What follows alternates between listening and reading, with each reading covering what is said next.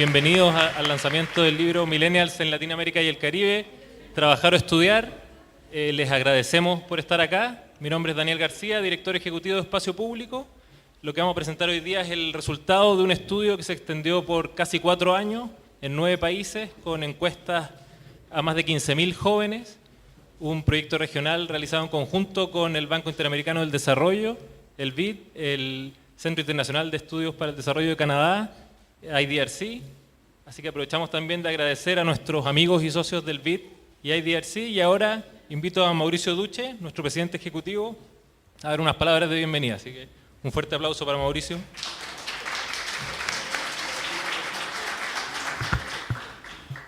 Solo pido aplauso porque soy su jefe. Bueno, a nombre de Espacio Público les quiero dar la más cordial bienvenida. Estamos muy contentos que nos acompañen en el lanzamiento de nuestra investigación sobre millennials en América Latina y el Caribe, trabajar o estudiar. Como muchos de ustedes saben, nosotros somos un centro de estudios que busca aportar en la construcción de una sociedad más justa, transparente y democrática para permitir un desarrollo económico, social y político que beneficie a todas las personas. Nuestro foco es el apoyo de políticas públicas rigurosas y basadas en evidencia que permitan encarar los enormes desafíos que tenemos como un país para lograr los objetivos que describí. Un supuesto esencial está en contar con diagnósticos de calidad que nos permitan mejorar nuestra puntería y hacernos cargo de los problemas y obstáculos reales que se enfrentan en distintas materias. Cuando partimos de esta investigación ya hace algunos años, pensábamos que precisamente lo que hacía falta para entender las trayectorias educacionales y laborales de nuestros jóvenes era información de calidad. Se había instalado en el debate público un conjunto de etiquetas e imágenes. Esta idea de los ninis, unos seres que no conocíamos bien, que deambulaban por los pasillos o esquinas, no haciendo muchas cosas o no sabiendo qué es lo que hacían, o mejor, ni siquiera queríamos saber qué es lo que hacían. Probablemente estas imágenes nos parecía podían dificultar más que ayudar el desarrollo de políticas públicas para lograr una verdadera inserción de nuestros jóvenes en el ámbito educacional y laboral. Nuestra inspiración entonces fue contribuir a conocer mejor a nuestra juventud en una etapa crítica de su vida, en donde toman decisiones muy importantes en muchas materias, pero especialmente en los ámbitos educacionales y laborales. Esta información, pensamos, debiera ser clave para inspirar el desarrollo de políticas públicas más efectivas. Como espacio, modestamente además, pienso que el libro que hoy día presentamos precisamente hace una enorme contribución para esto. Como espacio público, esperamos que nuestros hallazgos y recomendaciones den inicio a una conversación profunda con autoridades y distintos grupos y actores gubernamentales y de la sociedad civil que puedan traducirse en políticas públicas que se hagan cargo de los enormes desafíos de inserción educacional y laboral de nuestros jóvenes. Nuestro futuro se juega sin lugar a dudas y paradójicamente en la capacidad que tengamos hoy, en el presente, de apoyar a nuestros jóvenes. Quisiera muy brevemente aprovechar la oportunidad para agradecer particularmente al IDRC de Canadá y al BID, no solo por su apoyo en la realización de esta investigación, sino también por haberse comprometido e involucrado intensamente en su ejecución y desarrollo. Ha sido muy grato trabajar con ustedes y esperamos que lo podamos seguir haciendo en este mismo tema y en otros también en el futuro. También quisiera agradecer a todos los panelistas que nos acompañan hoy por su tiempo e interés a aportar con su visión. Tampoco quisiera dejar de lado en estos agradecimientos a todos quienes han trabajado en el desarrollo de esta investigación y publicación. Como se dijo, es una investigación regional que ha involucrado a 9 países, equipos de expertos en 9 países de América Latina y el Caribe, pero especialmente no quisiera dejar fuera a nuestra directora Andrea Repeto y a nuestra investigadora Eleonora Nun por todo el tiempo y corazón que le han puesto estos últimos años, y yo lo he visto cómo se lo han puesto realmente. Finalmente, quiero agradecer a todos ustedes por estar presentes en este lanzamiento y esperar que la conversación que vamos a iniciar hoy día nos ayude a tener un debate más informado y complejo sobre una materia tan relevante como la que nos convoca. Invitarlos también a que puedan descargar el libro completo. Está en la página www.iadb.org y ahí tienen que navegar un poquitito para encontrarlo, para no darles todas las letras. Bueno, muy bienvenidos nuevamente y Daniel, continúa.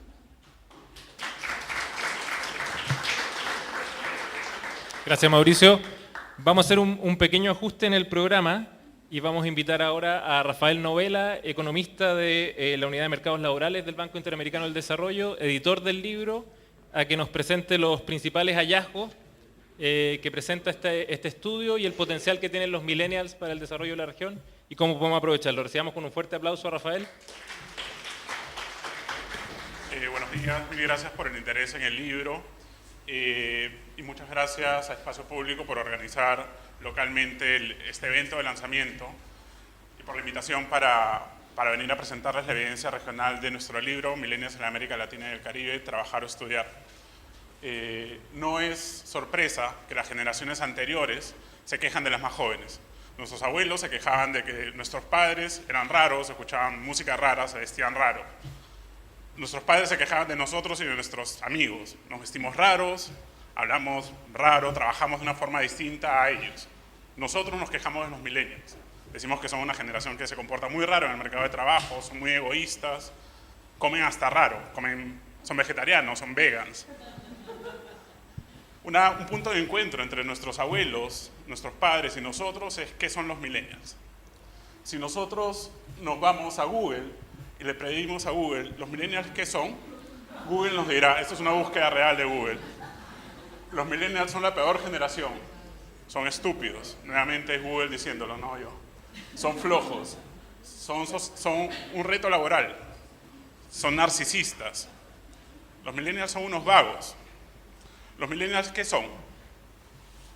Esa es la pregunta que motiva a nuestro libro. ¿Qué son los millennials? Y en particular nos interesa describir a los millennials en cuanto a sus características para acceder a un mercado de trabajo cambiante. Un mercado de trabajo donde las nuevas tecnologías, la irrupción de la automatización amenaza por reemplazar tareas y ocupaciones. Si queremos que se lleven un mensaje del día de hoy, es que los millennials son una generación con un gran potencial. Un gran potencial que los países de la región y a través de las políticas públicas tienen el deber de aprovechar. No aprovecharlo sería tener una pérdida en productividad y en bienestar para nuestros países y para esta generación. El libro y esta presentación busca derribar mitos. En particular vamos a describir tres. El primero es que los millennials son como estos jóvenes. Son unos vagos que buscan vivir a costa de sus padres. Nuestros resultados muestran una evidencia completamente contraria. Muestran que el 41% de los jóvenes en la región está estudiando, un 21% está trabajando exclusivamente, un 17% combina estudio y trabajo y un 21% son ninis, jóvenes que ni trabajan, ni estudian, ni se capacitan. El término nini ha sido muy mal usado, es un término al cual se le han puesto muchas connotaciones negativas, como jóvenes vagos. Sin embargo, la definición es justamente no estar haciendo ninguna de estas tres actividades, ni trabajar, ni estudiar, ni capacitarse. Nuestros resultados muestran una evidencia completamente contraria. La mayoría de ninis sí son productivos. De hecho, un tercio de ellos, 1 de cada 3 jóvenes, se encuentra activamente buscando trabajo. 2 tercios de ellos, y particularmente las mujeres, se encuentran cuidando a otros familiares dentro del hogar, básicamente niños y adultos mayores. Casi la totalidad de los ninis está haciendo tareas domésticas o ayudando en negocios familiares. Solamente un 3% de los ninis y menos del 1% de la población de jóvenes que nosotros encuestamos no se encuentra realizando ninguna de estas actividades. Entonces serían jóvenes que no estarían en actividades productivas. ¿Qué está detrás de ser nini? En particular para las mujeres, lo que encontramos en el libro es que la maternidad temprana, tener un hijo antes de los 20 años, es uno de los principales factores asociados a no estar en la escuela, no continuar con la educación, ni insertarse en el mercado laboral. ¿Qué pasa, sin embargo, para aquellos que sí se insertan en el mercado laboral? Ellos encuentran un mercado laboral muy hostil, mucho más difícil del que encontramos en las generaciones anteriores. Un 70% de los jóvenes en nuestro libro trabajan en el sector informal. Además, ellos empiezan a trabajar muy jóvenes, a los 16 años, y muestran una rotación laboral súper alta. En un periodo de 4 años, ellos en promedio tienen 3.5 trabajos. Esto implica que cada uno de sus trabajos tiene una duración promedio de alrededor de 1 año. Imagínense cuánto duraban los trabajos de nuestros padres o de nuestros abuelos. Estos jóvenes rotan mucho de un trabajo al otro. El segundo mito que buscamos derribar con la evidencia del libro es que los millennials son una generación muy mal preparada para un mercado laboral cambiante, como les decía. Muestran nuestros datos, confirman lo que se muestra en pruebas internacionales estandarizadas como PISA. Los millennials tienen rezagos en habilidades cognitivas importantes, como las matemáticas, por ejemplo. Nosotros les planteamos un problema súper simple de división de un monto de dinero en 5 partes iguales. solamente el 60% de los jóvenes fue capaz de resolver esto correctamente. Un 40% no fue capaz de resolverlo. Además, los jóvenes muestran tener deficiencias en hablar inglés. Solamente 1 de cada 5 declaró hablar fluidamente en inglés. Esto es un rezago importante en un mundo cada vez más globalizado, donde hablar por lo menos inglés es un requisito. Sin embargo, no todo es negativo. En cuanto a habilidades socioemocionales, al menos las que nosotros medimos, los jóvenes muestran un panorama mucho más positivo. Son jóvenes que tienen una alta autoestima, una alta autoeficacia. Básicamente saben y tienen fe en que cuando se proponen algo lo van a lograr. Además son jóvenes muy perseverantes. Cuando se trazan una meta, saben que van a ir por ella, tienen toda la fuerza para alcanzar esta meta. Además son jóvenes tecnológicos, son jóvenes que tienen un acceso mucho más fácil a medios tecnológicos, digitales, que cada vez son más demandados en el mercado de trabajo. Además son jóvenes con una visión de rol de la mujer en la sociedad que es mucho más paritaria a las generaciones anteriores. Esto es un problema en toda la región y es un resultado súper positivo que encontramos en el libro, que hay mejoras en cuanto a la visión de la mujer en la sociedad. ¿Están entonces los jóvenes preparados para el nuevo mercado laboral? Nuestros resultados muestran resultados positivos y negativos, luces y sombras. Por un lado, encontramos que tienen rezagos en habilidades necesarias, en habilidades básicas para insertarse eficientemente en el mercado laboral. Tienen rezagos en habilidades matemáticas y en inglés. Sin embargo, también tienen habilidades buenas en cuanto a habilidades socioemocionales, que justamente son las más difíciles de reemplazar por la tecnología. Es muy difícil codificar, hacer que un robot tenga una buena interacción socioemocional con las personas. Además, son jóvenes digitales y son jóvenes con una buena visión de rol de la mujer en la sociedad. El tercer mito es que los jóvenes no tienen aspiraciones sobre su futuro. Esto nuevamente es falso. Nuestros datos nos permiten ver que esto no es verdad. El 85% de los jóvenes en la región aspira a por lo menos terminar la educación superior. Son jóvenes que sueñan con tener un nivel de educación bastante alto. Sin embargo, esto se contradice con la cobertura de la educación superior en la región, que solamente alcanza el 40% en promedio. No solamente son jóvenes que sueñan, también son jóvenes que asignan una probabilidad alta a alcanzar estos sueños. Y no solamente los sueños educativos, también los sueños laborales. Ellos están 88% seguros que en el futuro lograrán tener el trabajo que ellos anhelan. Sin embargo, no todo es maravilloso.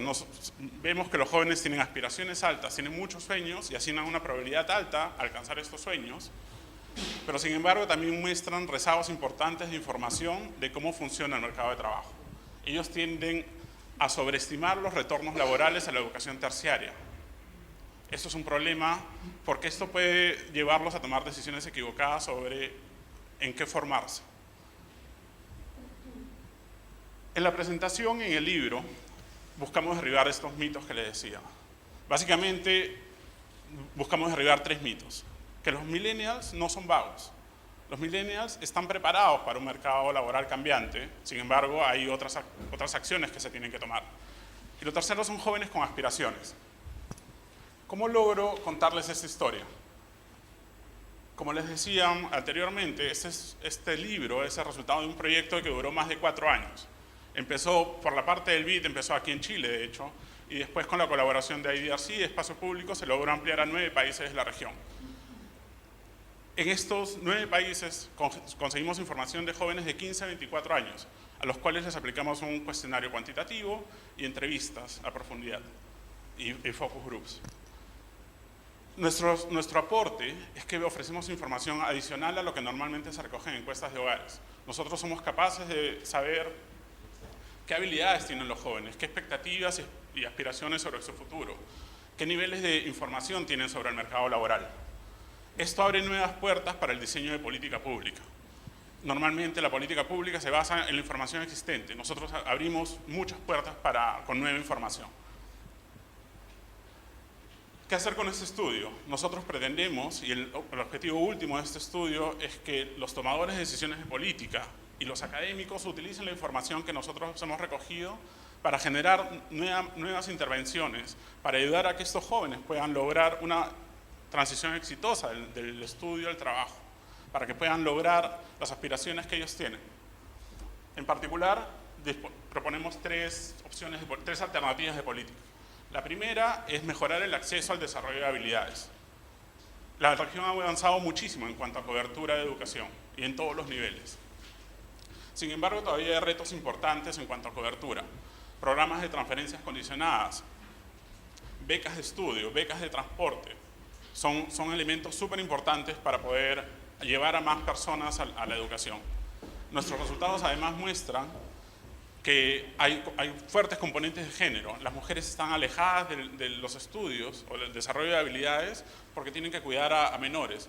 Programas de cuidado infantil son súper importantes en este sentido. Programas de aprendices que puedan resolver el problema de falta de experiencia que limita a los jóvenes a entrar en un trabajo de calidad. El segundo es trabajar en la calidad y pertinencia del desarrollo de estas habilidades. No tengo que convencerlos que el reto que tiene la región ahora es trabajar en calidad de la educación. La cantidad, la oferta se ha trabajado bien, el reto es trabajar en que esta educación que se ofrece sea de calidad. Y además que sea pertinente, que se ajuste a lo que demanda el mercado de trabajo. Y para esto se requiere sentar en la mesa de discusión, en la definición de planes formativos al sector productivo, a la demanda de empleo. Ellos saben mejor que nadie cuáles son las habilidades que se requieren en la mano de obra ahora y se requerirán en el futuro. La tercera área de política, de intervenciones de política, se refiere a la orientación e información laboral.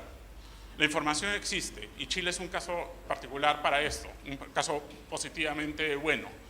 Hay mucha información administrativa, mucha información de encuestas, que puede usarse para entregar información de manera fácil para que los jóvenes tomen sus decisiones. En estos tres tipos de intervenciones se puede además utilizar las capacidades digitales que tienen los jóvenes.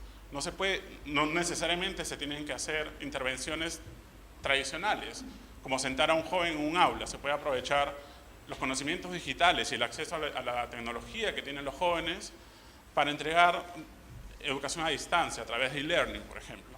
En cuanto a orientación e información laboral, entregar información a través de una aplicación, por ejemplo. Todos los que trabajamos en el proyecto creemos fervientemente que la información que nosotros hemos recolectado y el análisis que ofrecemos es de calidad y puede de verdad impactar sobre la política pública. Trabajar en los jóvenes no es solamente una cuestión para esta generación, no es solamente para mejorar el bienestar y la productividad de esta generación. Lo es también para nuestros países, para mejorar tanto la productividad como el bienestar. Nosotros pretendemos que una búsqueda en Google, como las que les mostraba anteriormente, se transforme en un futuro cercano, en una búsqueda como esta, donde los millennials son trabajadores con muchas habilidades, son tecnológicos, son trabajadores comprometidos, son jóvenes con gran potencial, son personas con grandes aspiraciones. Los millennials son el futuro. Muchas gracias.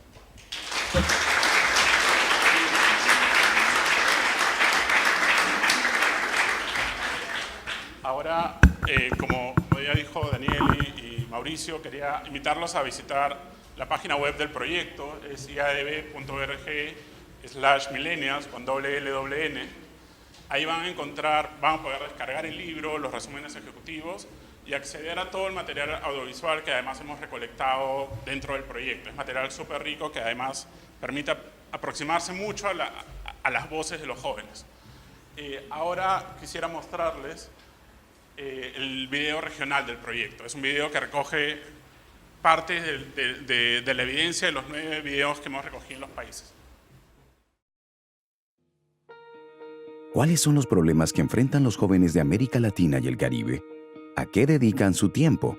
¿Qué hay detrás de sus decisiones cuando se separan los caminos entre la escuela y el mundo laboral? ¿Cuáles son sus aspiraciones? Millennials en América Latina y el Caribe. ¿Trabajar o estudiar?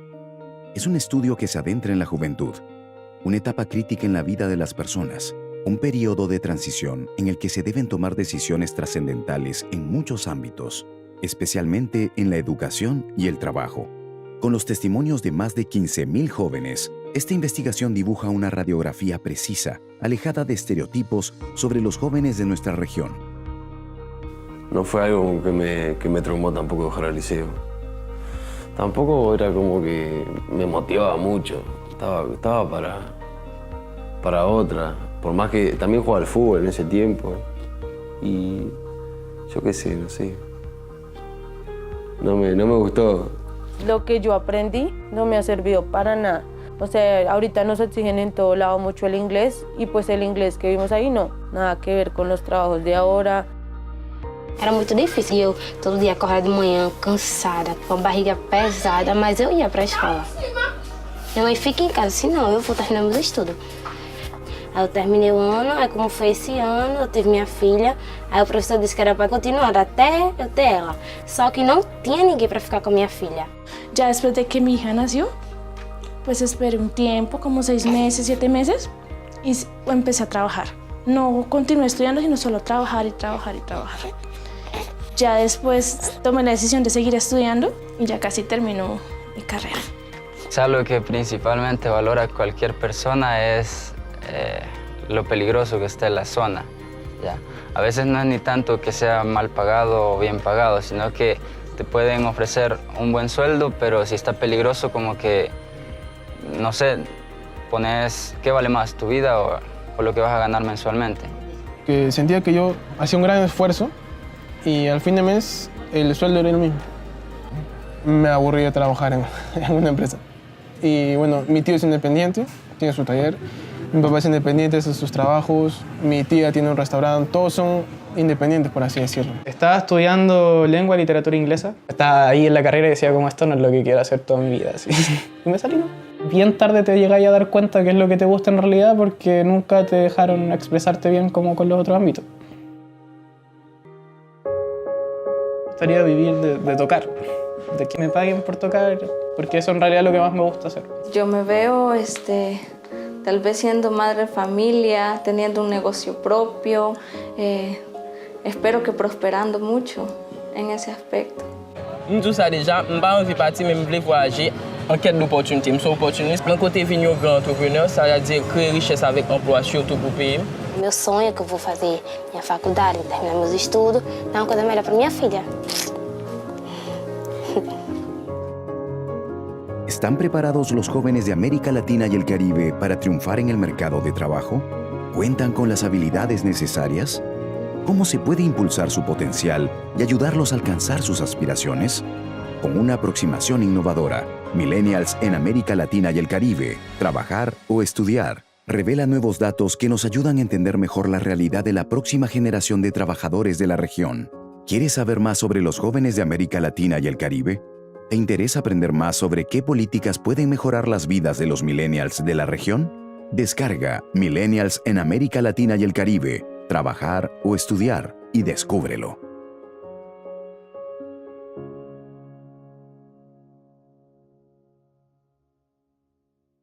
Para ahondar ahora en los resultados del capítulo chileno, invitamos a Eleonora Nun, investigadora de Espacio Público, que es coautora del capítulo chileno, a que nos cuente un poco cómo es la realidad en nuestro país de este mismo estudio.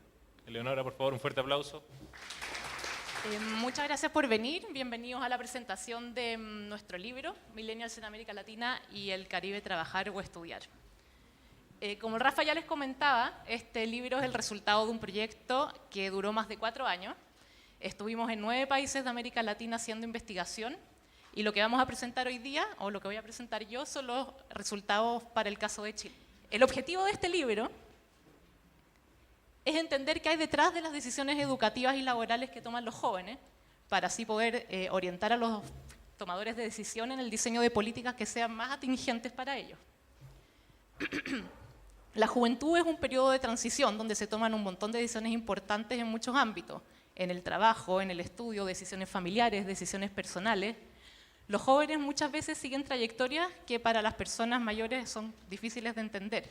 Ellos enfrentan un contexto muy distinto, se enfrentan a oportunidades educativas mucho más amplias que las que tuvieron sus padres o sus abuelos, enfrentan un mercado laboral mucho más flexible, enfrentan volúmenes de información, manejan volúmenes de información que no tienen precedentes, toman decisiones respecto de viajar, casarse, emparejarse, separarse, que muchas veces a las generaciones más viejas les parece no tener ningún sentido. No entienden cuál es la lógica que hay detrás de estas decisiones y entonces los tildan de irresponsables, de cortoplacistas, de de hedonistas, y esa es la manera como suelen referirse a ellos.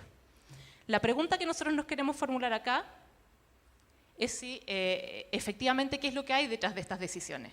Si es que en verdad son decisiones de corto plazo o si es que en realidad no habrá una lógica en esa toma de decisiones diferente de las generaciones anteriores que nosotros no hemos sido capaces de entender. Vamos entonces a centrarnos en entender esta decisión. La literatura tradicionalmente observa tres ámbitos que marcan las decisiones educativas y laborales que toman los jóvenes. Normalmente la literatura mira el entorno educativo, laboral y social en que la decisión es tomada, mira las características del hogar de los jóvenes y mira a los propios jóvenes. Ahora, en este contexto que ya es conocido y que es tradicional dentro de la literatura, esta investigación propone dos innovaciones que son importantes. Primero, se centra en los jóvenes y ofrece una radiografía mucho más completa de lo que son los jóvenes hoy. No se centra solamente en las variables que tradicionalmente miran las encuestas de hogares, como decía Rafa, variables sociodemográficas, edad, sexo, lugar de residencia. Mira también características nuevas, como son sus habilidades cognitivas, no cognitivas, técnicas. Mira sus expectativas, sus aspiraciones, mira qué volúmenes de información manejan, qué tipo de información tienen respecto del mercado laboral, cómo interpretan ellos esa información. En este sentido, ofrece una mirada desde los jóvenes mucho más completa que lo que tradicionalmente se ofrece en estudios de este tipo. Y este es un primer gran aporte. Y el segundo gran aporte de este estudio es que cuestiona la idea misma de la decisión. Yo siempre me refiero a la decisión como entre comillas, porque es cuestionable decir que los jóvenes realmente decidan. Hay muchas circunstancias que los llevan por ciertos caminos, y entonces no hay que ser naif a la hora de hablar de lo que es la decisión. Y en este punto me gustaría referirme a una particularidad que tuvo el proceso de investigación que nos llevó a este libro, y es que pese a haber sido pensado y coordinado y llevado por economistas, hace un esfuerzo por ir más allá de lo que los economistas normalmente miran, e incorpora datos cualitativos al estudio. Yo soy socióloga, mi sesgo profesional me llevó a hacer una presentación que se va por un lado muy diferente de la que hizo Rafa, y yo no tengo más que celebrar haber podido trabajar con economistas que hayan estado dispuestos a mirar el lado B de lo que ellos tradicionalmente están acostumbrados a ver. ¿Qué es lo que significa esto? ¿Cuál es la idea, la intención que había detrás de incorporar datos cualitativos al estudio? Era tratar de entender cómo es que llegan los jóvenes a estar en estas cuatro situaciones educativo-laborales que Rafa describió. Sabemos que hay jóvenes que solo estudian, sabemos que hay jóvenes que solo trabajan, unos que estudian y trabajan, unos que no estudian y trabajan, pero la economía hasta ahora, o los datos que teníamos hasta ahora, no nos permitían entender por qué unos llegaban a una situación y otros a otra. ¿Cómo es que unos llegaban a una cosa y otros llegaban a otra cosa muy distinta? Siento que venían de contextos que eran relativamente similares. ¿Qué es lo que hacemos nosotros mezclando los datos del estudio cuantitativo con los datos cualitativos? Es ofrecer una mirada más desprejuiciada a estas situaciones. No queremos solamente observar si es que hay una adecuación entre medios y fines, si es que son respuestas racionales dado el contexto que enfrentan. Queremos entender cuál es la lógica que hay detrás de las decisiones que han tomado los jóvenes. Por la naturaleza de los datos, que son datos de corte transversal y no longitudinales, no podemos realmente reconstruir la decisión desde la infancia hasta el momento en que la toman. Lo que sí podemos hacer es iluminar en el momento en que le tomamos las fotos a las jóvenes cuáles son los sentidos que ellos atribuyen a las decisiones que tomaron, cómo es que llegaron ahí, qué significa para ellos, qué expectativas tienen respecto de esa situación en particular.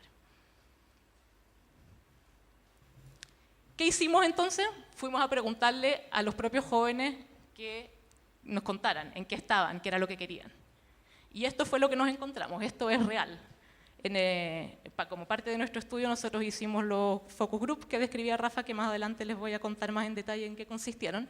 Y uno de los ejercicios fue que le pedimos a cada uno de ellos que anotara en un papelito en qué se veían 10 años más. Y estos son algunos de los papelitos. ¿Qué es lo que vemos acá? Que pese a que son jóvenes muy similares, que tienen expectativas que en una encuesta podrían aparecer como más o menos equivalentes, que quieren trabajar, quieren estudiar, qué sé yo, son muy diferentes.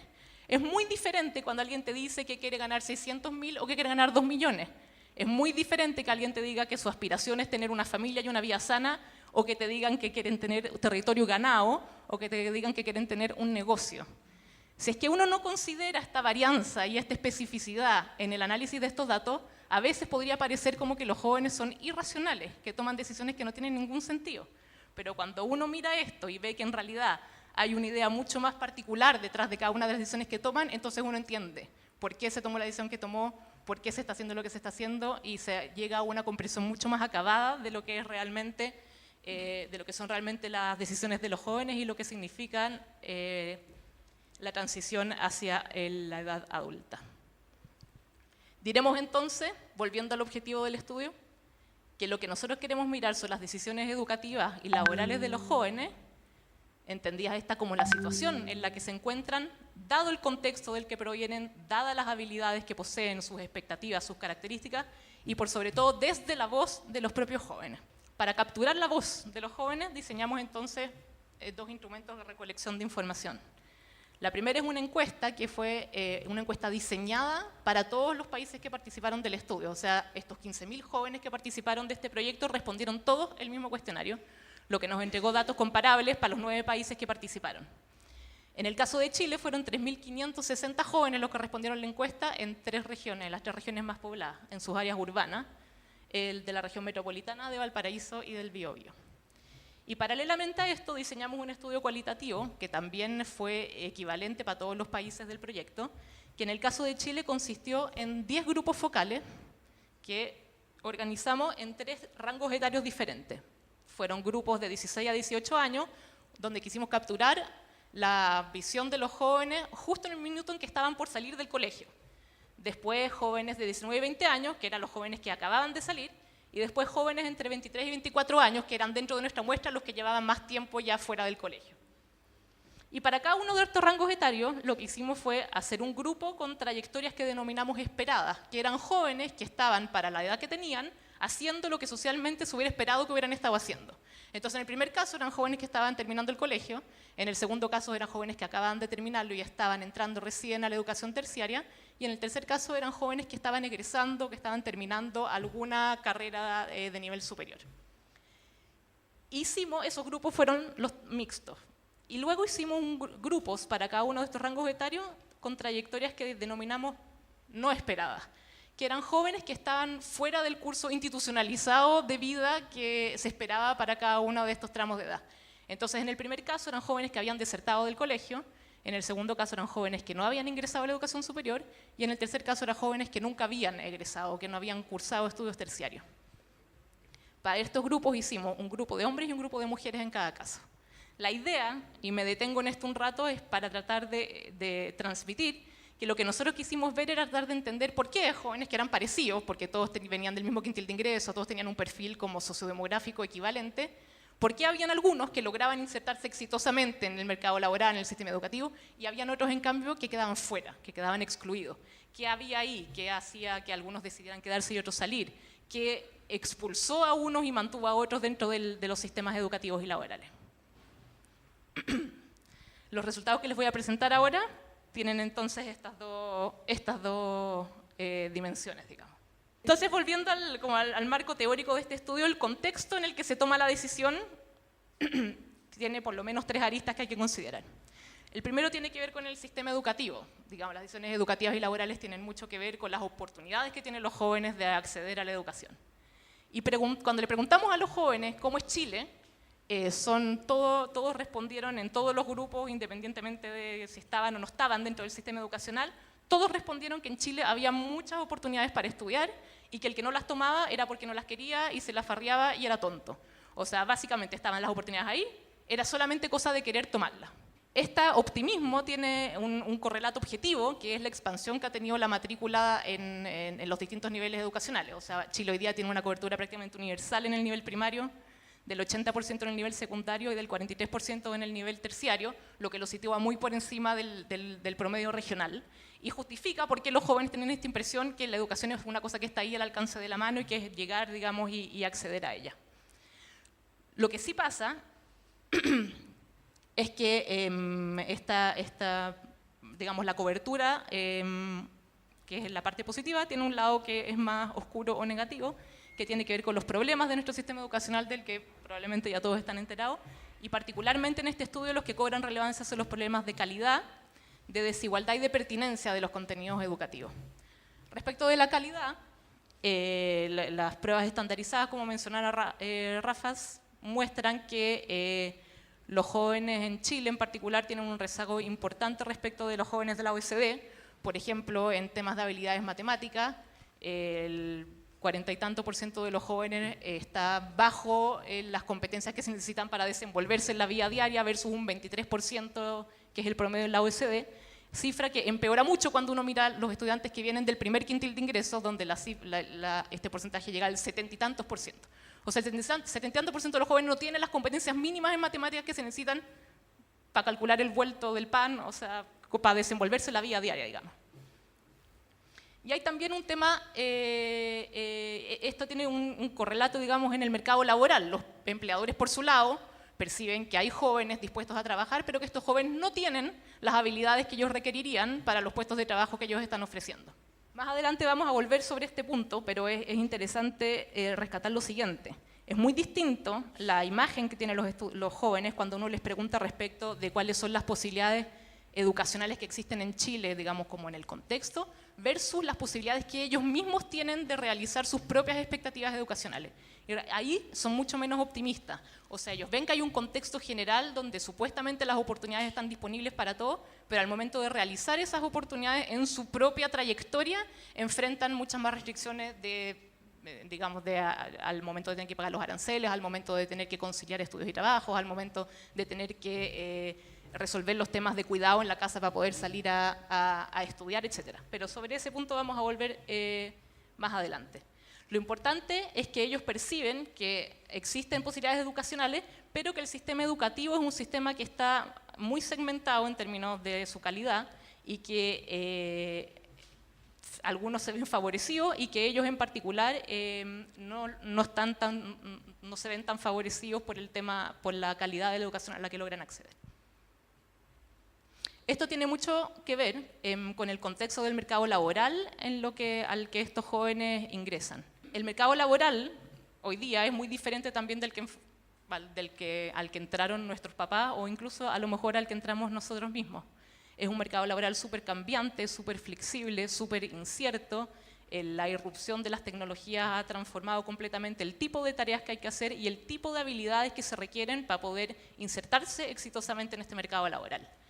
Tan rápido cambia, de hecho, que el mercado laboral y el sistema educativo muchas veces no logran coordinarse en qué es lo que demanda el uno del otro y qué tipo de trabajadores provee el sistema educativo al mercado laboral, lo que hace que muchas veces los jóvenes terminan de estudiar, terminan su formación, llegan a buscar un trabajo y en ese minuto se dan cuenta que en realidad las habilidades que habían adquirido, las credenciales con las que ellos se presentan a buscar un trabajo, no eran tan relevantes como ellos pensaban. Entonces llegan y no encuentran trabajo, no se los dan, les dicen que no, porque en realidad lo que ellos aprendieron no es realmente lo que se necesitaba. Miremos la cita, que es una cita muy buena. Esta niña dice, me fue súper bien en el curso, era un curso de cajera bancaria. Fue el único 7. Estudié mucho, pero ya cuando había que hacer la práctica en un banco me fue mal porque eran irresponsables de la empresa, entonces duré como 2 días y me aburrí. Ahí quedó la plata del curso y sin práctica no puedo trabajar. Aparte de hacer la práctica, me iba a dar un trabajo, pero no iba a ser algo estable, iba a ser, por ejemplo, un reemplazo por licencias, tampoco iba a ser muy bueno la paga. De hecho, de 20 que hicimos el curso, tengo solo una compañera que se empeñó y aguantó y ahora está trabajando, solamente una. ¿De qué nos habla esta cita? De las distintas dificultades que enfrentan los jóvenes cuando entran al mercado laboral. Un primer tema es que enfrentan salarios muy bajos. El porcentaje de jóvenes que ganan el salario mínimo o solamente un poco por encima de eso está sobre el 50%, mucho más alto que la población adulta.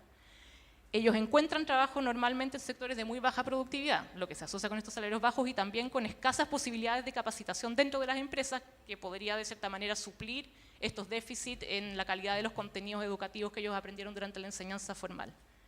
Enfrentan un mercado laboral con una alta rotación, ya lo decía Rafa, cambian mucho de trabajo, muchas veces los contratan por un reemplazo, por un tiempo limitado, cambian las necesidades de la empresa y los echan, no logran realmente establecerse en un trabajo, proyectarse en un trabajo en el largo plazo. Entran y salen permanentemente del mercado laboral. Es un mercado laboral que ofrece trabajos de jornadas muy extenuantes, muy largas, que hacen muy difíciles compatibilizar efectivamente el trabajo con el estudio, por ejemplo, o con actividades como las tareas, el cuidado de hijos, el ocio, las tareas domésticas. Y en parte eso también puede estar explicando por qué la tasa de participación laboral femenina y de participación laboral femenina juvenil en Chile es tan baja comparada con la de otros países de la región. ¿Qué pasa? Que como consecuencia de todo esto, como una característica más del mercado laboral, muchos jóvenes terminan de hecho en trabajos informales, y esa es otra característica importante. Un tercer aspecto del contexto de la decisión educativa laboral de los jóvenes es lo que hemos llamado, digamos, el contexto social, y ahí nos detuvimos en el libro para observar lo que nosotros llamamos las conductas de riesgo. Las conductas de riesgo, particularmente las que miramos, tenían que ver con sexualidad y fecundidad, con consumo de drogas y con violencia, son importantes porque definen cuánto es el tiempo del que disponen los jóvenes para dedicar a los estudios del trabajo. Si ellos están dedicados a alguna de estas conductas alternativas, digamos, si es que están en actividades delictivas, si es que están, no sé, en la plaza consumiendo droga o lo que sea, tienen menos tiempo que destinar al estudio o al trabajo. E inversamente, una mala experiencia educativo-laboral podría desencadenar en ello algún tipo de conducta de riesgo también. Entonces, es parte, causa y consecuencia, digamos, de esta decisión. Respecto de los temas de fecundidad, Chile tiene una tasa de fecundidad adolescente alta en la región, y más aún es alta entre las mujeres. O sea, el tema del embarazo adolescente es un tema femenino y es un tema también segmentado por clase, porque es un tema que afecta principalmente a las clases sociales más bajas. El 20 y tanto % de las mujeres entre 15 y 24 años que tienen un hijo, o sea, es una tasa muy elevada. Miremos la cita, y esta es una cita que, si bien refleja un caso súper específico, permite ilustrar un tema. Acá este es un grupo especial que hicimos que era solamente con mujeres madres. Entonces la moderadora les dice: ¿y todas dejaron el colegio porque se embarazaron? Sí, responden todas. Y a una le dice: ¿y tú lo dejaste con tu primer embarazo? Sí, dice ella. ¿Y no volviste más? No volví, dice ella, porque me volví a embarazar al tiro. ¿Qué dice esto? Que muchas veces el embarazo en realidad es no deseado, es no planificado, pero muchas veces también podría ser, muy entre comillas, una decisión de asignación de tiempo y recursos en un contexto en que no se vislumbran oportunidades en otros ámbitos, como por ejemplo en los estudios o en el trabajo. Un segundo tema respecto de las conductas de riesgo tiene que ver con el consumo de droga. Las tasas de consumo de droga en Chile no son especialmente altas comparadas con otros países de la región. Lo que sí es interesante ver en este caso es que en los grupos el tema de las drogas, como la amenaza del dinero fácil, eso que te desvía de tu curso de vida, de tus aspiraciones, es muy fuerte entre los grupos de las trayectorias no esperadas. O sea, los jóvenes que logran mantenerse dentro del sistema educativo laboral perciben mucho menos esta amenaza que los jóvenes que salieron. Puede ser que salieron por esto, o puede ser que, dado que están fuera, sienten que la amenaza es más fuerte. Pero ellos viven permanentemente en este clivaje entre caer o no caer, entre ser los que resisten o los que no resisten. Y acá es súper importante notar que para ellos esto es una decisión totalmente individual. O sea, ellos dicen: la droga está ahí, pero nadie te obliga a consumirla. Si tú las consumes es un problema tuyo. Entonces sienten orgullo de no haber sucumbido, pero al mismo tiempo se sienten todo el tiempo como tentados o llevados a caer en eso. Y por último, el tercer ámbito que nosotros miramos es el tema de la violencia, y aquí lo que es interesante es que en la comparación regional, Chile es un país donde la violencia es mucho menos tema que en otros países. O sea, los jóvenes en Chile no dejan de hacer nada por la inseguridad, no dejan de trabajar porque no se atreven a subirse a la micro, no dejan de estudiar porque no se atreven a desplazarse por la ciudad, como sí ocurre en otros países. Lo que sí pasa en Chile es que hay formas simbólicas de violencia que adquieren mucha más importancia. El acoso callejero, por ejemplo, en el caso de las mujeres, es un tema que salió en muchos grupos. El tema de la discriminación social es un tema que aparece mucho. Los jóvenes perciben que hay una amenaza en la calle, una amenaza de violencia, una amenaza de agresión. Y esto, si bien no es tan importante como en otros países, sí puede considerarse también como una variable que podría afectar las decisiones educativas de los jóvenes o las decisiones laborales, porque son los jóvenes que están fuera del sistema educativo laboral, los de trayectorias no esperadas, los que con mayor frecuencia identifican la violencia como una amenaza, y por tanto esto podría estar explicando por qué ellos podrían decidir quedarse en la casa antes de exponerse a estos peligros en la calle. Todo esto que presenté ahora, todo este contexto, es una suerte como de caldo de cultivo para el surgimiento de prejuicios respecto de los jóvenes. Las generaciones mayores los ven como una generación que tiene acceso a todo, pero que no hace nada, que es mala para trabajar, que se conforman con que quieren tener todo al tiro, que no están dispuestos a invertir en el futuro, que no tienen aspiraciones, que no tienen expectativas. Lo que nosotros queremos aportar con los datos que vamos a mostrar acá es, queremos mostrar que efectivamente estos son jóvenes que tienen acceso, por ejemplo, a oportunidades educativas que sus papás no tuvieron, pero eso no significa que entonces las decisiones que tengan que tomar sean fáciles. Hay acceso a bienes y servicios en una medida que nunca antes había existido, pero eso no significa que todos tengan acceso a ellos. Entonces, hay que adoptar una actitud menos prejuiciosa respecto de por qué toman las decisiones que toman, y en ese sentido es que nosotros queremos aportar estos datos. Uno de los típicos prejuicios que pasa mucho tiempo frente al computador. Es verdad que pasan mucho tiempo frente al computador, pero eso les ha permitido adquirir ciertas habilidades que son importantes hoy día en el mercado laboral. Entonces no es tan obvio que lo que a nosotros nos parezca bueno o malo realmente lo sea desde la lógica que ellos siguen y dado el contexto en el que se enmarcan estas decisiones. Pasemos entonces a los resultados. Lo primero es que nosotros preguntamos, digamos, es cuál es la situación educativa y laboral de los jóvenes, y esta es la manera como se distribuyen en Chile. La mayoría de ellos solo estudia, el 54%, el 15% solo trabaja, el 17% estudia y trabaja, y el 14% son los ninis. O sea, lo más importante acá es que los millennials están ocupados, solo el 86% de ellos está en la categoría de ninis, sobre la que volveremos después. Comparado a nivel regional, lo que nosotros podemos ver es que en Chile el porcentaje de jóvenes que solo estudian es mucho mayor que el promedio regional, lo que es bueno. De hecho, los jóvenes en Chile tienen 11 años promedio de educación formal versus 10 que tienen otros países como Brasil, lo que está bien. Lo que también vemos es que el porcentaje de jóvenes que solo trabaja, o sea, que dejan los estudios por trabajar, es más bajo que el promedio regional. Entonces eso nos hace pensar que en Chile las familias alcanzan un cierto nivel de bienestar que les permite postergar tener un ingreso adicional dentro de la casa, mandando a los jóvenes a trabajar, a cambio de invertir en su educación y tener un ingreso mayor en el futuro.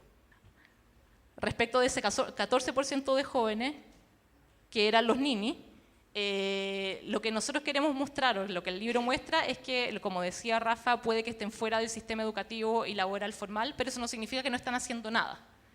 Este es Luis, por ejemplo. Luis dice, tengo 23 años, estoy cesante, pero me las rebusco para tener plata, ayudar en la casa, me gustaría seguir estudiando, terminar cuarto medio, tener una oportunidad y ganar una buena suma de dinero. O sea, Luis no está haciendo nada, Luis se las rebusca, trabaja, ayuda en la casa. Esos son los ninis, es gente que está ocupada en distintas cosas. Están ocupados buscando trabajo, el 43%, están ocupados cuidando familiares, el 59%, están en las labores del hogar, el 83%, o tienen alguna discapacidad o enfermedad que les impide realizar cualquiera de estas actividades. Solo el 10% de los ninis, que corresponde a menos del 2% del total de la muestra, realmente están no haciendo nada. Es un fenómeno raro. Nosotros cuando hicimos el estudio cualitativo tratamos de hacer un grupo de ninis, o sea, de gente que de verdad no hiciera nada, y no pudimos convocarlo. No habían ninis, no existen, porque el que en la base de datos de la empresa que hizo esto era nini hoy día, ayer no era nini, mañana tampoco era, ayer vendía cuchuflí, al día siguiente estaba en la feria. No existe el joven que realmente está fuera permanentemente del mercado laboral, son muy pocos, es una categoría residual, o sea, es el 2%. ¿Qué nos muestra esto? Que los ninis están en actividades, los hombres normalmente buscando trabajo, las mujeres muchas veces en el cuidado de familiares. De hecho, si es que uno mira la distribución de las categorías educativas y laborales por género, se da cuenta que en las categorías de solo estudia, solo trabaja o estudio trabaja, las diferencias entre hombres y mujeres son más bien pequeñas, y donde sí resaltan las diferencias es en la categoría de los ninis. Hay un porcentaje de mujeres más alto que de ninis, lo que nos lleva a decir que el ninismo es un fenómeno altamente feminizado y muy correlacionado con la maternidad y el embarazo adolescente.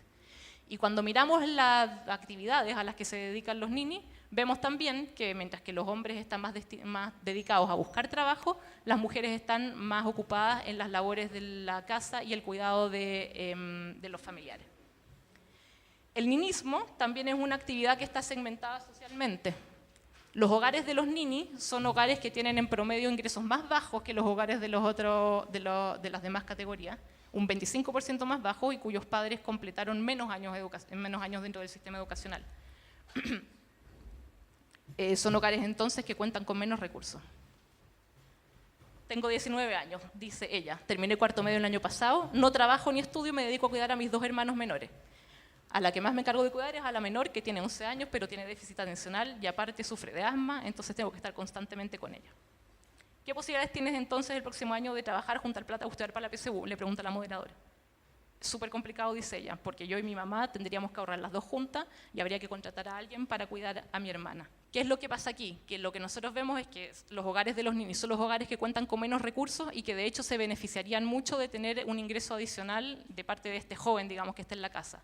Pero el joven está destinado a las actividades del hogar o tuvo que retirarse tempranamente del sistema educativo para atender a estas necesidades domésticas, entonces no encuentra un trabajo. No puede salir a trabajar porque si ese joven sale a trabajar, entonces hay otra persona dentro del hogar que tiene que dejar de trabajar.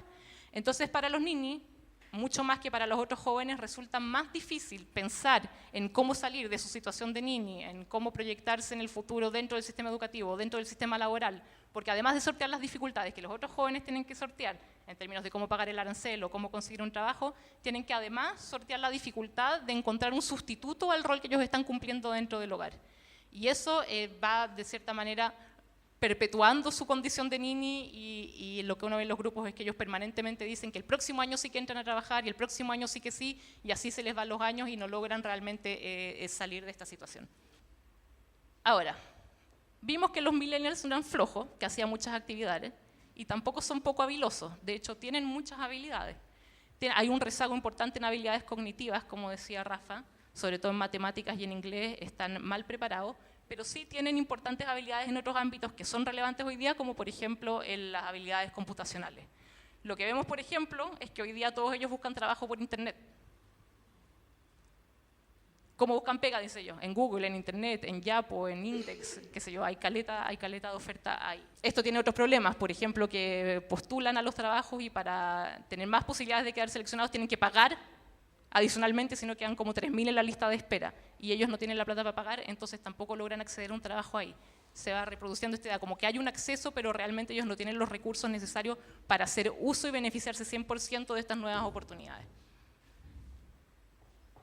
Respecto de las habilidades no cognitivas y no técnicas, como las que acá vimos, o sea, respecto a las habilidades no cognitivas, lo que vemos es esperanzador. Los jóvenes en general tienen altas habilidades no cognitivas. Las habilidades no cognitivas tienen que ver con rasgos de personalidad, con esos temas. Tienen autoestima, tienen autoeficacia, perseveran en los planes que se proponen, y en este aspecto, a diferencia de las habilidades anteriores donde los ninis sí muestran un rezago, en estas habilidades los ninis están básicamente igual que los demás jóvenes. El problema aquí, en respecto de estas habilidades, no es que los jóvenes no las tengan, sino que ellos sienten que las habilidades que ellos tienen no son significativas o no logran movilizarlas de manera efectiva en el mercado laboral. Primero porque no logran señalarle a los empleadores que ellos tienen estas habilidades. Llegan a buscar un trabajo y lo primero que les piden es experiencia demostrable. Y ellos en virtud de su juventud no la tienen. Entonces, ¿qué pasa? No los contratan porque son jóvenes y no logran adquirir la experiencia que necesitarían para ser contratados porque son jóvenes. Y ahí se quedan. Te piden experiencia, dice, pero si uno tiene 20 años, ¿de dónde la va a sacar? Y te dicen que es porque los jóvenes somos más irresponsables. Claro, que rotan mucho, que se aburren en las pegas, pero no todos somos así. No son todos así, pero no tienen cómo demostrar lo que no lo son. Ese es un primer problema. Un segundo problema es que las habilidades que sí tienen no son relevantes en el mercado laboral. Encuentro que no sirve cuarto medio, dice él. Porque ¿de qué te sirve estudiar hasta cuarto medio? Incluso yo he tenido compañeros que se han sacado muchas buenas notas y están trabajando en el McDonald's. ¿Y a dónde están los que siguen estudiando? Los que tuvieron buenas notas, ¿de qué les sirvió? Que las habilidades que ellos tienen no son relevantes en el mercado laboral, ya sea por el tipo de institución donde estudiaron, por el tipo de carrera que estudiaron, o porque acceden a empleos en sectores de muy baja productividad para los que están sobrecalificados. El hecho es que las habilidades que ellos tienen no les aportan los retornos que ellos hubieran esperado. Y el tercer problema, en términos de habilidades, tiene que ver con los contactos. Ellos perciben que finalmente da lo mismo las habilidades que tengan, porque si es que no tienen contactos, igual no van a lograr obtener los trabajos que ellas quisieran obtener. Entonces se enfrentan como a la paradoja de estar en un contexto en que la educación es súper importante y les dicen que la educación te abre las puertas y que sin educación no eres nadie, pero realmente la educación a la que ellos logran acceder no cumple esa promesa, o no al 100% por lo menos. Enfrentan dificultades que les permiten traducir la inversión que ellos hicieron a nivel educativo en una mejor participación, una mejor inserción en el mercado laboral. El tercer mito que mencionaba Rafa y el último que vamos a desmitificar es el de la ambición. Los jóvenes en Chile, al igual que en América Latina, son ambiciosos.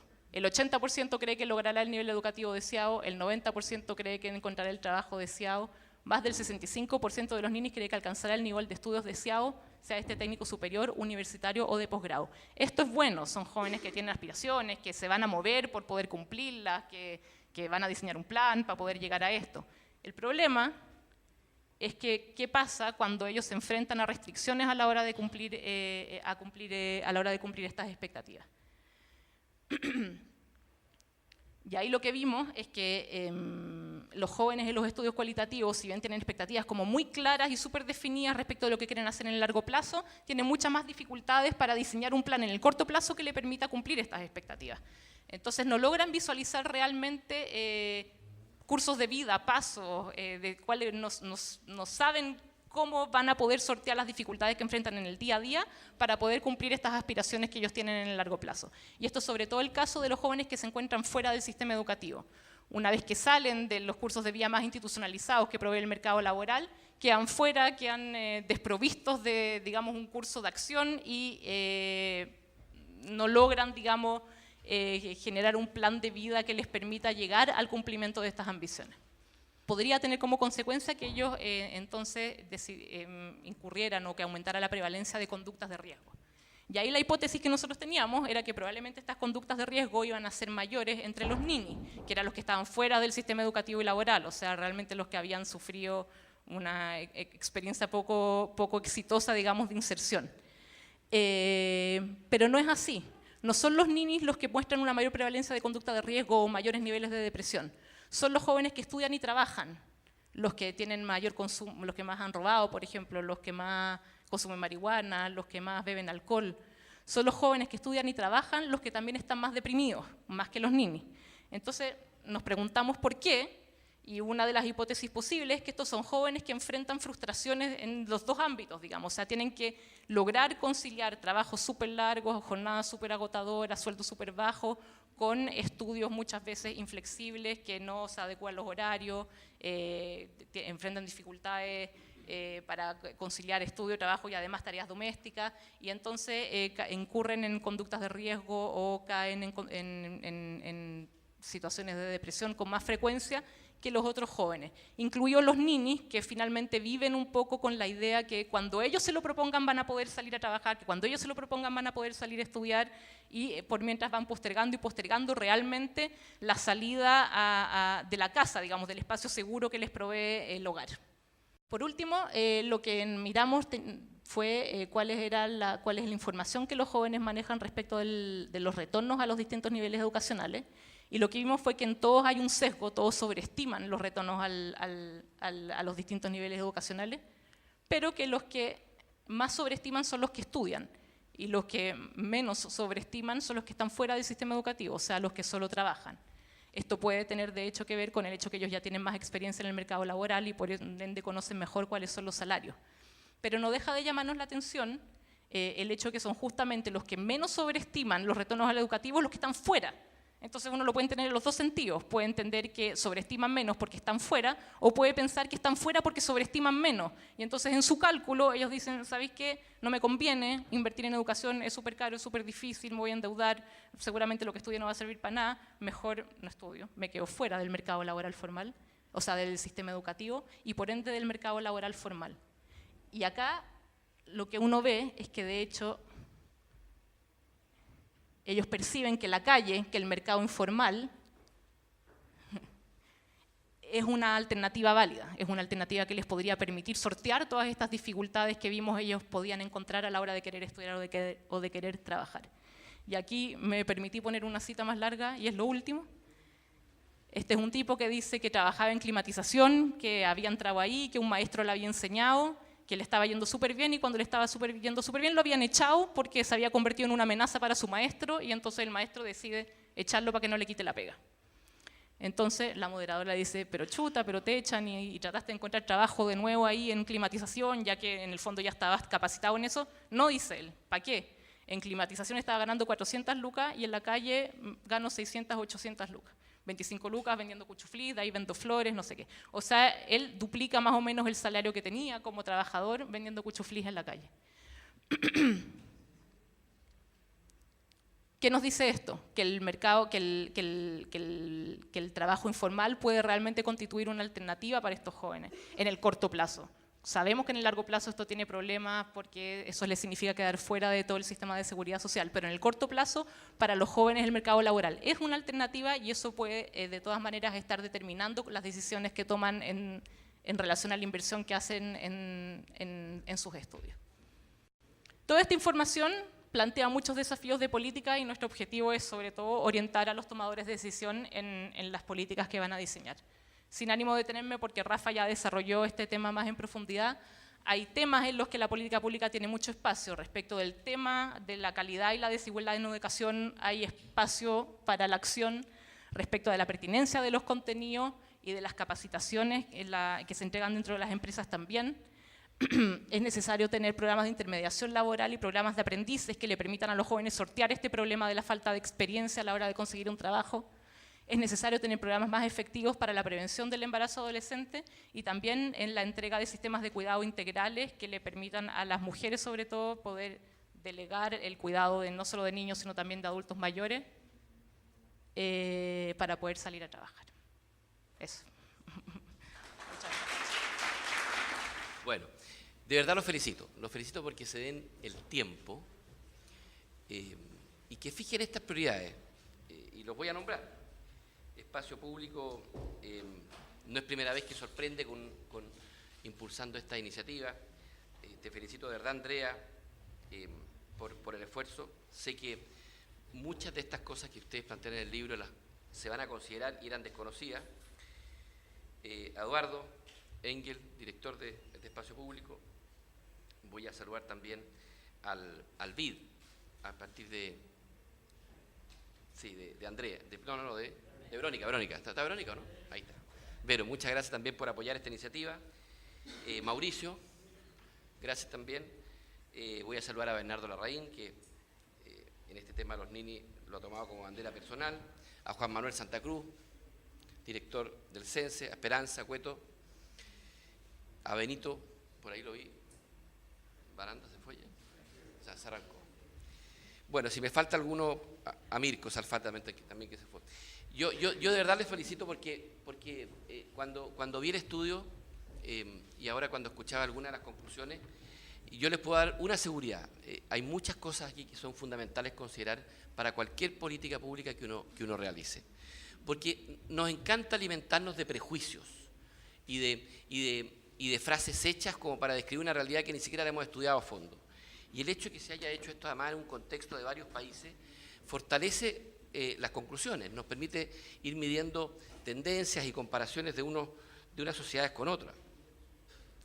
El estudio en particular nos permite confirmar una intuición que nosotros teníamos, que era bastante fuerte, que era que uno de los factores más importantes en el caso de los ninis, de falta de decisión de trabajar, era muchas veces las realidades familiares que tienen que enfrentar, y particularmente en forma no deseada. Yo creo que eso es un tema tremendamente importante. Creo que el proyecto de Sala Cuna, más allá de finalmente la modalidad que lo implementemos, universal en una primera etapa para todas las madres trabajadoras, apunta un poco a eso, a que tratar de que existan cada vez menos barreras para que cualquier mujer u hombre que decida trabajar y que tenga responsabilidades familiares incompatibles con eso, tenga la posibilidad de hacerlo. Esa norma, es impresionante analizar la norma de las Sala Cunas que hoy día tenemos vigente en Chile, cuando se aprobó, era una verdadera conquista y la gente salía a celebrar una conquista de las mujeres. Claro, en otros tiempos, hoy día es una verdadera mochila el que solo empresas de más de 20 trabajadoras puedan pagar la sala cuna. Entonces yo creo que los datos que aporta este estudio confirman un poco que es muy necesario ir haciendo esos cambios y que van a permitir un acceso al trabajo en forma mucho más igualitario. Después me quedo muy grabado todo lo importante que es para el futuro del país preocuparnos hoy de lo que están haciendo los jóvenes, particularmente y su relación con el empleo. Porque yo en un rato más me tengo que volar a lanzar un programa nuevo que hizo Juan Manuel Enesense, que se llama 1000 prácticas profesionales para institutos técnicos profesionales. Y esas 1000 prácticas profesionales no fue una idea porque le sobraba presupuesto, sino que porque nos dimos cuenta, y en parte ustedes lo confirman en el estudio, la gran cantidad de jóvenes que estudian en liceos técnicos profesionales y que no son titulados, sencillamente porque les falta la práctica. El Ministerio de Educación dice que es cerca de un 30%. Y si no son titulados, obviamente viene el estigma de decir, si no titulados por algo, no terminó, no tiene el cartón. Además, uno siempre se queda en el cartón. Yo en mi experiencia de parlamentario en una zona popular me daba cuenta que detrás del cartón, tenerlo o no tenerlo, hay un impacto en la autoestima gigante. Salir a buscar pega sabiendo que soy titulado de un instituto técnico profesional bueno. Aprovecho de tirarle flores al programa La Sofofa en ese sentido. Es muy distinto a decir, oiga, yo egresé pero no hice la práctica, así que lamentablemente no lo tengo. Entonces, el esfuerzo de que los chiquillos finalmente tengan una buena práctica.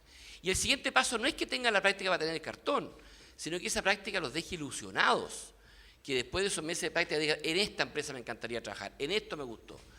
Y que eso es una tremenda oportunidad, porque es ahí donde podemos realmente hacerle un clic a ese joven y decir, voy a seguir el camino de crecer profesionalmente o para trabajar, como decía recién Eleonor, trabajar para ajustar más lucas y si lo mido por las lucas, obviamente que en la calle puede ser incluso más rentable.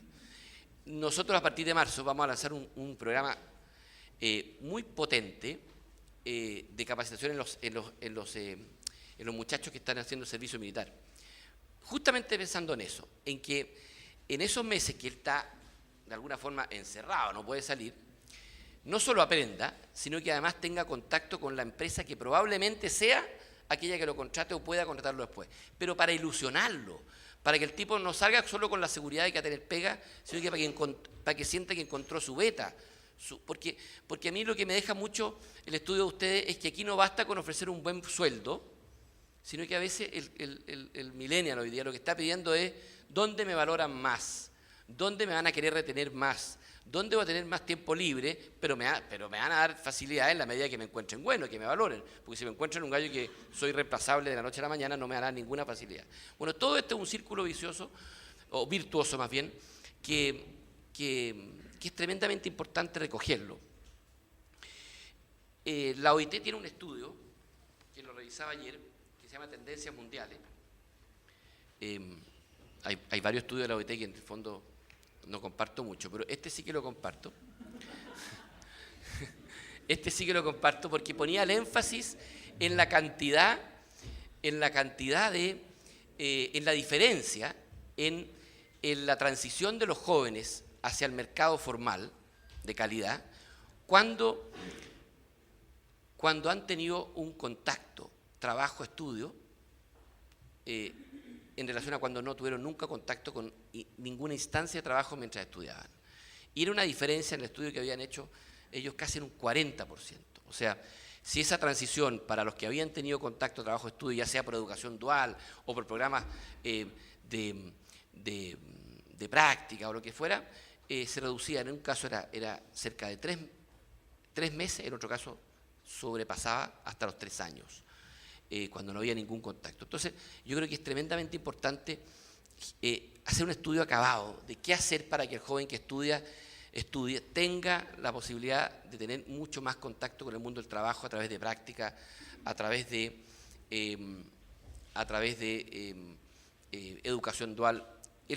Nosotros presentamos un proyecto de ley que se empieza a ver de nuevo esta semana en el Senado, ya se aprobó en la Cámara de Diputados, que me llamó mucho la atención, no tanto el proyecto como el debate que se armó, porque lo dijeron recién, el proyecto es súper simple, la verdad. El proyecto lo que establece es que los jóvenes estudiantes para trabajar van a tener ciertas garantías, que no pierden ningún beneficio que ya tienen social o estudiantil por los ingresos que reciben.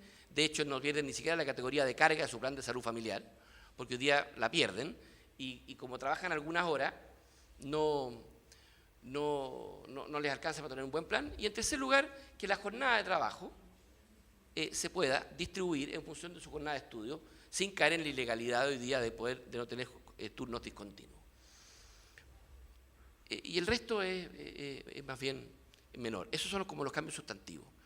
Porque claro, hoy día un joven, como no tiene estas tres características, va a tocar la puerta al jefe y le dice, oiga, yo quiero trabajar de 9 a 12, quiero irme a clase y volver a las 4 a terminar de trabajar.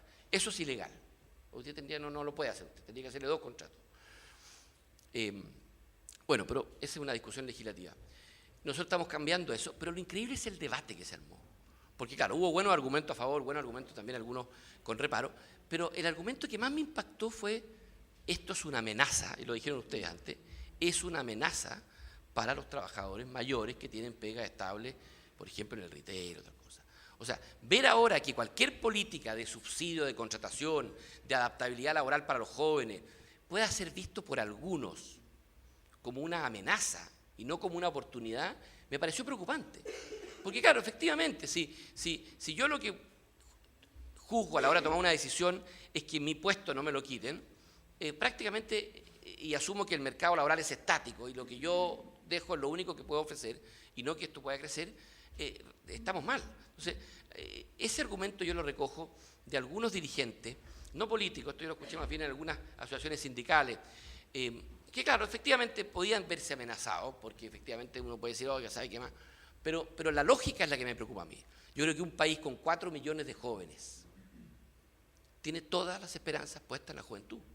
O sea, si hoy día vemos al joven como una cierta amenaza para el empleo que existe, estamos perdidos, porque son los jóvenes los que van a tener el acceso a los empleos tecnológicos. Yo cometí la torpeza la semana pasada, para el cumpleaños de mi hijo menor, único hombre, de regalarle un Metrópoli, que era el juego que más me gustaba, chicos, Metrópoli con la caja, los dados, las fichas. ¿Saben lo que pasó? Esto a lo mejor voy a estar haciéndole bullying al pobre. No entendió cómo jugar. Tuve que estar yo enseñándole instrucción por instrucción, las tarjetas, los precios, las cosas. Y sin embargo agarra mi teléfono y baja aplicaciones las más raras. Las baja sin pedir permiso, siempre descubre los códigos y las maneja con una facilidad increíble. Y sin embargo la estructura mental de agarrar un catálogo, leerlo, asociarlo a un tablero, el dado, la ficha, le descompuso. Yo creo que eso pasa. Y ustedes lo dicen en el estudio mucho. La esperanza de que tengamos un mercado laboral del lado de las oportunidades de la revolución tecnológica están los jóvenes. Y si no lo hacemos con ellos, no, estamos perdidos. Porque obviamente que son ellos los que van a tener que enfrentar estos nuevos empleos que hoy día a lo mejor no conocemos. Por tanto, yo termino agradeciéndoles mucho. Andrea, el esfuerzo por todo tu grupo que has dirigido como editora del libro, a todos los integrantes de Espacio Público. Creo que ustedes han dado una lección de vocación pública de verdad, porque no tienen por qué, porque nadie no piden nada a cambio y sin embargo siempre están en los temas más progresistas, más importantes que nuestro país necesita, y eso se los agradezco. Muchas gracias y no lo tomen como halago, pero muchas de las cosas que ustedes concluyen aquí van a confirmar y otras incluso cambiar algunos ejes de ciertas políticas que habíamos prediseñado. Juan Manuel, director de CENSE, les va a poder contar algunas de esas cosas que nos van a servir. Un millón de gracias.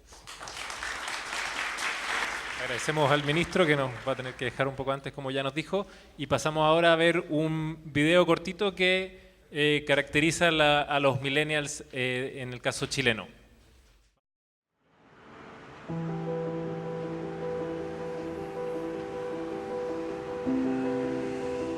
Yo puedo decir que viví en un colegio público y todo eso, pero mi realidad igual era privilegiada.